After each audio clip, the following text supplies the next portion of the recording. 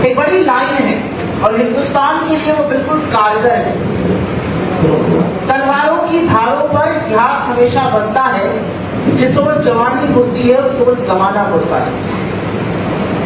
दुनिया के सबसे युवा राष्ट्र हैं हम, और हम कहते हैं इस हफ्ते की 65% पॉपुलेशन हमारी 35 ईयर्स से कम है। लेकिन उस 65% पॉपुलेशन का हाल क्या है? हम अपने युवाओं के भविष्य के लिए और उनके वर्तमान के लिए क्या कर रहे हैं? हमारे युवाओं का क्या हाल है? और कुछ आंकड़ों के साथ आपके सामने एक तस्वीर खींचना चाहती हूं, उसी पर चर्चा करूंगी। छात्रों की गूंज एक बहुत बड़ा कार्यक्रम जो कांग्रेस पार्टी अगले 40 दिन करने जा रही है, जिसके पहले फेज का समापन 9 अगस्त को दिल्ली की एक महासभा में होगा। 9 अगस्त क्विट इंडिया मूवमेंट, भारत छोड़ो आंदोलन की भी एनिवर्सरी होती है, अगस्त क्रांति जिसको कहा जाता है। और इसीलिए यहां समझना जरूरी है कि राहुल गांधी या कांग्रेस पार्टी जेन ज़ी की और युवाओं की बात क्यों कर रहे हैं, और हमारे युवाओं की बात करने में और बीजेपी के युवाओं की बात करने में अंतर क्या है। इस देश में शिक्षा व्यवस्था का यह हाल है कि स्टूडेंट दिन रात मेहनत करता है, 24 घंटे में से 19-20 घंटे पढ़ता है, फिर गाजर मूली की तरह, भेड़ बकरियों की तरह बसों में, ट्रेनों में भर कर जाकर इम्तहान देता है। माँ बाप रात की रोटी कम खाते हैं कि बच्चा पढ़ जाए, और जब इम्तहान देकर वो निकलता है तो पता चलता है पेपर तो पहले ही लीक हो गया, पेपर माफिया ने पहले ही भविष्य चौपट कर दिया और पेपर रद्द हो जाता है।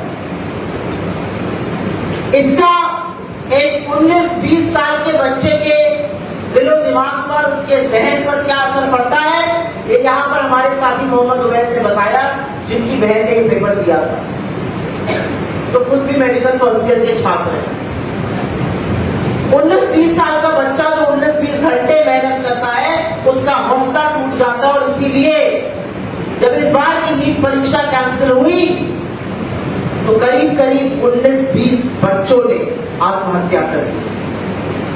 और मैं पूरी जिम्मेदारी और ईमानदारी से इसको आत्महत्या नहीं कहती हूं। This is not suicide, this is murder by the government of India. ये भारत सरकार का, शिक्षा मंत्री का, उनके तंत्र की तरफ से हत्या की गई है बच्चों की। क्या पहली बार नीट का इम्तहान लीक हुआ है? जी नहीं, इनके शासनकाल में 6 बार लीक हो चुका है। क्या किया इन्होंने?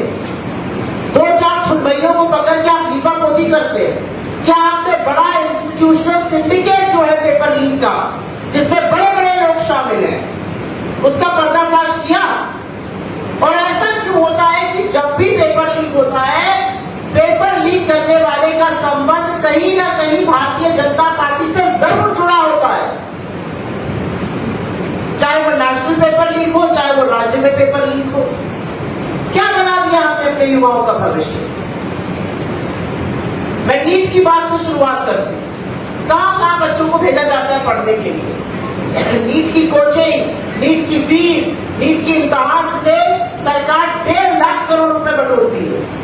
यह हिंदुस्तान के शिक्षा बजट से ज्यादा है। और आपकी जानकारी के लिए बता दूं, पिछले 12 सालों में मोदी सरकार ने इस देश के शिक्षा बजट को लगातार घटाया है। As a percentage of the total budget, शिक्षा बजट को लगातार घटाया गया। ये क्या शिक्षा की बात करेंगे? जिनकी अपनी डिग्रियां फर्जी हैं, कोई 7वां पास घूम रहा है, कोई 8वां पास घूम रहा है, कोई मुख्यमंत्री बन रहा है, कोई प्रधानमंत्री बन रहा है। ये क्या शिक्षा की बात करें? और इसीलिए ये शिक्षा को गंभीरता से नहीं लेते। मतलब नीट से जो वसूली करती है सरकार, वो इस देश की शिक्षा बजट के बराबर है। और यही नहीं, ऐसे 5 और इम्तहान है, एसएससी, यूपीएससी, आरआरबी, जेईई और नीट का कुल मिलाकर 3.5 लाख करोड़ से ज्यादा ये सरकार बटोरती है, जो इस देश के 5 मंत्रालयों के बजट के बराबर है। यह आपका पैसा है, ये मेहनत कश लोगों का पैसा है, ये माँ बाप का पैसा है जो रात को रोटी कम खाते अपने बच्चे की पढ़ाई के लिए। ये खून पसीने की गाढ़ी कमाई है। और उसकी वसूली की जाती है और फिर पेपर लीक हो जाता है और फिर से पूरा तंत्र शुरू होता है। 20 बच्चों ने आत्महत्या कर ली, 20 बच्चों की हत्या करी मोदी सरकार। आपने नरेंद्र मोदी का स्टेटमेंट सुना इस पर? इस देश के प्रधानमंत्री हैं आप, आपके पास अमेरिका, फ्रांस, ग्रीस जा जाके घूमने का, टिकी ही करने का टाइम है। आपके पास एक बात नहीं है कि आप शोक व्यक्त कर सके, दुख व्यक्त कर सके, आप अपील कर सके बच्चों से। और उनके शिक्षा मंत्री मतलब बेशर्मी की हद है कि उन्होंने कल कहा कि हाँ, जिन बच्चों ने आत्महत्या करी उसके लिए हम जिम्मेदार हैं। तो कुर्सी छोड़ क्यों नहीं देते? अगर आप जिम्मेदार हैं तो आपका क्या हक है उस कुर्सी पर बैठे रहने का? अगर आप जिम्मेदार हैं तो आपकी क्या नैतिकता है अपने पद से चिपके हुए हैं? ये क्या सत्ता का लालच है? ये क्या सत्ता की लोलुपता है? लेकिन मैं जानती हूं धर्मेंद्र प्रधान का इस्तीफा क्यों नहीं हो रहा है, क्योंकि अगर धर्मेंद्र प्रधान का इस्तीफा पेपर लीक पर होगा तो इकोनॉमी को भट्टा बिठाने का इस्तीफा निर्मला सीतारमण का होगा, रेलवे का भट्टा बिठाने का इस्तीफा अश्विनी वैष्णव का होगा, पेट्रोल डीजल की कीमतें आसमान छुआने का इस्तीफा हरदीप पुरी का होगा, मणिपुर चलने का इस्तीफा अमित शाह का होगा और इस देश को बर्बाद करने का इस्तीफा नरेंद्र मोदी का होगा। यह असलियत है। और इसलिए राहुल गांधी ने युवाओं की, जेन-ज़ी की आवाज बनने की ठानी है, उनको प्लेटफॉर्म दिया है। और उनका कहना है कि जब तक देश के युवा, जब तक देश के छात्रों का भला नहीं होता है, देश का भला नहीं हो सकता है। यही बात उन्होंने अपनी कोटा की रैली में कही और यही बात वो लगातार कह रहे हैं। और उसी मुहिम को लेकर छात्रों की गूंज, द एको ऑफ स्टूडेंट्स, उसको लेकर कांग्रेस पार्टी एक बड़ा कैंपेन, जिसमें छात्र हमारे भागीदार बनेंगे, हम अभ्यर्थियों से, कोचिंग सेंटर में पढ़ने वालों से, तमाम उन लोगों से बात करेंगे, युवाओं के बीच में जाएंगे, कॉलेज कैंपस में जाएंगे, अम्बेडकर वादियों से मिलेंगे जो इस जर्जर शिक्षा व्यवस्था के रिसीविंग एंड पर है। शिक्षा व्यवस्था पूरी तरह से चरमरा चुकी है। अभी हम नीट की बात कर रहे हैं, 12वीं का रिजल्ट आया और लोगों ने देखा कि उनके पास 80 आने चाहिए, वो 50 आ रहे, और फिर पर्दाफाश होना शुरू हुआ। और पर्दाफाश होने में पता चला, सरकार ने नहीं बताया, किसी एजेंसी ने नहीं बताया, किसी मीडिया ने नहीं बताया, उन 17-18 साल के सीबीएसई के स्टूडेंट्स ने सारा पर्दाफाश करके रख दिया, चाहे वो निसर्ग हो, चाहे वो सार्थक सिद्धांत हो, चाहे वो वेदांत हो। उन्होंने बताया कि कैसे टेस्टेड एजेंसी को लाया गया, उन्होंने वेबसाइट हैक करके बताया, उन्होंने बताया कितना बड़ा घोटाला था। ये क्या शिक्षा व्यवस्था आप बना रहे हैं?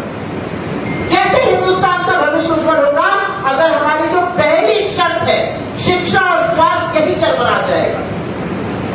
और इसीलिए हमारी मांग है कि शिक्षा व्यवस्था का ओवरहॉल जरूरी है। नेशनल टेस्टिंग एजेंसी बनाई गई। क्या किया नेशनल टेस्टिंग एजेंसी? वो स्टूडेंट्स के लिए नेशनल टॉर्चर एजेंसी बन चुकी है। कोई जवाबदेही नहीं, कोई जिम्मेदारी नहीं। पेपर लीक हुआ, कोई जिम्मेदारी नहीं।